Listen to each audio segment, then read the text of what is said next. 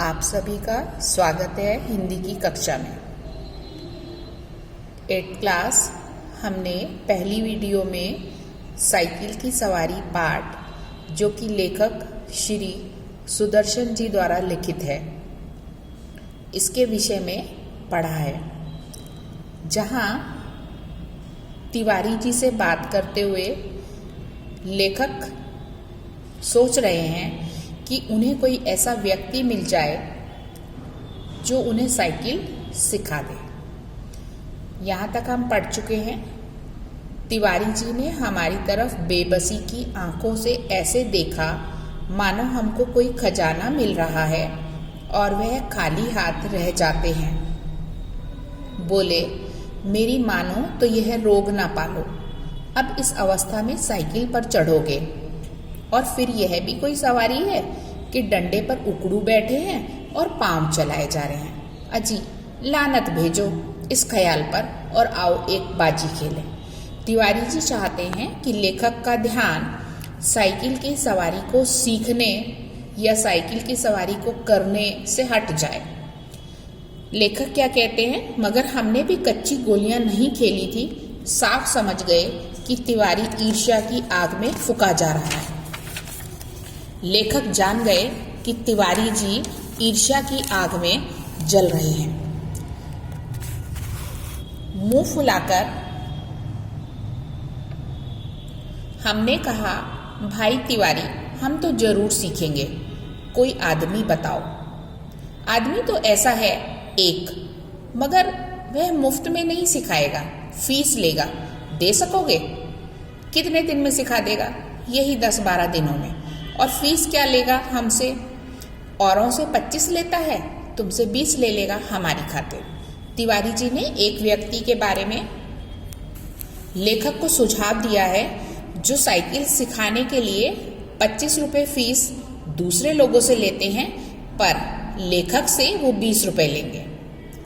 हमने सोचा 10 दिन में सिखाएगा और 20 रुपये लेगा।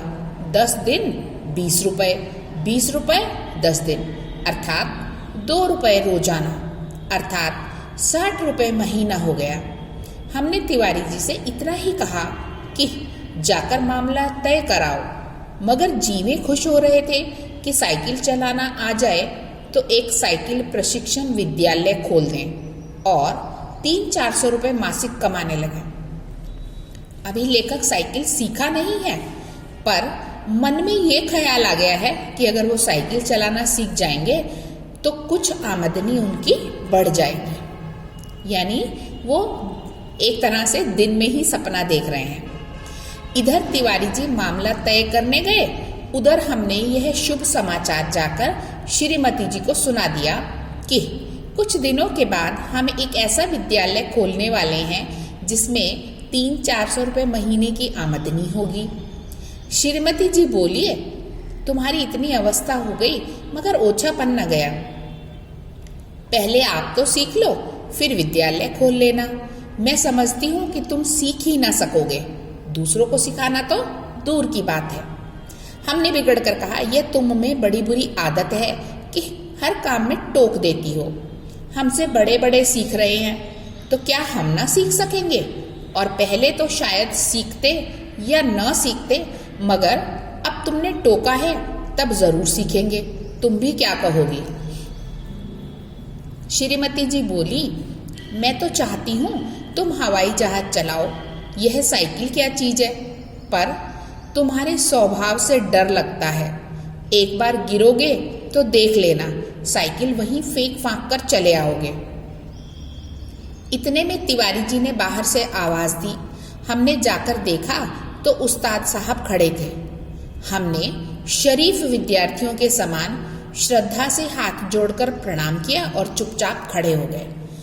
इतने में लेखक अपनी पत्नी से बात कर ही रहे थे कि तिवारी जी उनके लिए उनके उस्ताद को लेकर आ गए। लेखक ने अपने उस्ताद जी को एक अच्छे विद्यार्थी की तरह प्रणाम भी किया। तिवारी जी बोले, यह तो 20 पर मानते ही ना थे, बड़ी मुश्किल से मनाया है, पेशगी लेंगे। कहते हैं पीछे कोई नहीं देता, पेशगी लेंगे मतलब एडवांस लेंगे।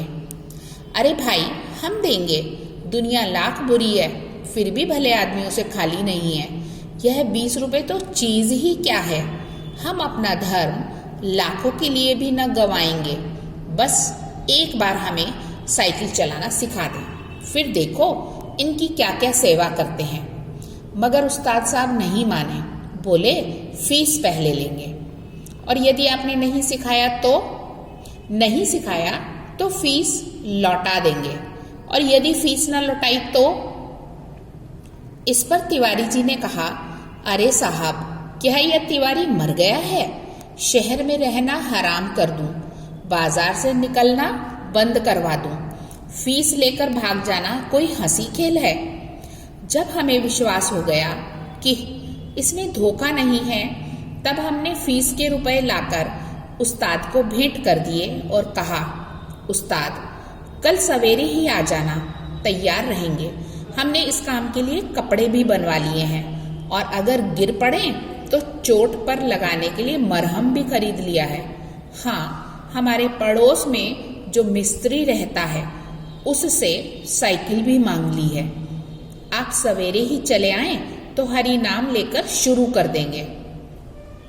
जैसे ही लेखक को अपने गुरुजी यानी उस्ताद पर भरोसा हुआ तो उन्होंने फटाफट से फीस के पैसे लाकर अपने उस्ताद जी को दे दिए, और ये कहा कि उन्होंने नए कपड़े भी मतलब जो पुराने कपड़े हैं वो ठीक करवा लिए हैं, तो साइकिल के हिसाब से कपड़े भी ले लिए हैं, और अगर ईश्वर ना करे उनको चोट लग जाए तो मरहम भी खरीद लिया है। तिवारी जी और उस्ताद ने हमें हर तरह से तसल्ली दी और चले गए। इतने में हमें याद आया कि एक बात कहना भूल गए। नंगे पांव भागे और उन्हें बाजार में जाकर पकड़ा। उस्ताद हैरान थे। हमने हांफते हांफते कहा, उस्ताद हम शहर के पास नहीं सीखेंगे, लॉरेंस बाग में जो मैदान है वहां सीखेंगे। वहां एक तो भूमि नरम है, चोट कम लगेगी, दूसरे वहां कोई देखेगा नहीं। अब रात को आराम की नींद कहाँ, बार बार चौंकते कि कहीं सूरज तो नहीं निकल आया। सोते थे तो साइकिल के सपने आते थे।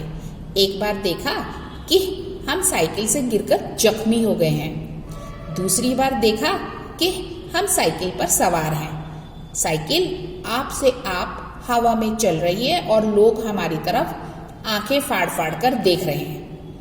यहाँ लेखक ने अपने सपनों का जिक्र किया है। जैसे बच्चों, हमें कोई काम करना हो नेक्स्ट डे या हमारा एग्जाम हो तो हमें रात को नींद नहीं आती ना, ठीक वैसे ही लेखक ने अगले दिन से साइकिल चलाने की विद्या को सीखना था, तो उन्हें नींद नहीं आ रही थी। सपनों में अलग अलग तरह के विचार उनके मन में आ रहे थे। उनको ऐसा लग रहा था कि जैसे वो साइकिल से गिर गए हैं, जख्मी हो गए हैं, इस तरह से। जब आंख खुली तो दिन निकल आया था। जल्दी से जाकर पुराने कपड़े पहन लिए, मरहम का डिब्बा हाथ में लिया और नौकर को भेजकर मिस्त्री से साइकिल मंगवा ली। इसी समय उस्ताद भी आ गए और हम भगवान का नाम लेकर लॉरेंस बाग की ओर चले।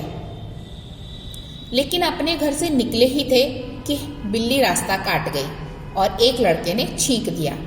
क्या कहें, हमें कितना क्रोध आया उस नामुराद बिल्ली पर और शैतान लड़के पर, मगर क्या करते, दांत पीस कर रह गए।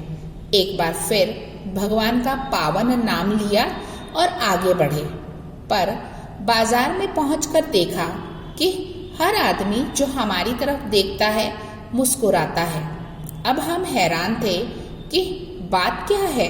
सहसा हमने देखा कि हमने जल्दी और घबराहट में पजामा और अचकन दोनों उल्टे पहन लिए हैं और लोग इसी पर हंस रहे हैं। सिर मुंडाते ही ओले पड़े। हमने उस्ताद से माफ़ी मांगी और घर लौट आए। हमारा पहला दिन मुफ्त में गया। अब पहले दिन जब लेखक साइकिल सीखने के लिए अपने उस्ताद साहब के साथ घर से बाहर निकले तो पहला काम उन्होंने ये किया कि उन्होंने पुराने कपड़ों को पहना, मरहम का डिब्बा हाथ में ले लिया और नौकर को भेज के मिस्त्री से साइकिल मंगवा ली। वे जाना ही चाहते थे कि एक लड़के ने छींका और एक बिल्ली ने रास्ता काटा।